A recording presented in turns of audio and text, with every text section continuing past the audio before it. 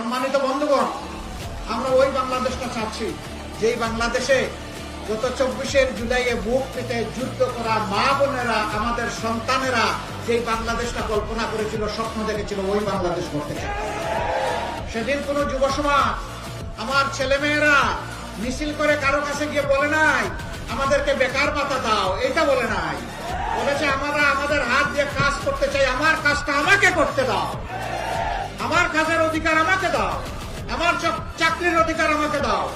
আমরা কথা দিচ্ছি, ও যুব সমাজ, ও বন্ধুরা, তোমরা যে দাবি নিয়ে রাস্তায় নেমেছিলে, আল্লাহ আমাদেরকে বাঁচিয়ে রাখলে দেশবাসীর ভালোবাসায় এবং তাদের সমর্থন ভোটে আমরা যদি সরকার গঠনের সুযোগ পাই, ইনশাআল্লাহ এমন দেশ গড়ব যেটা তোমাদের হাতে তুলে দেবে।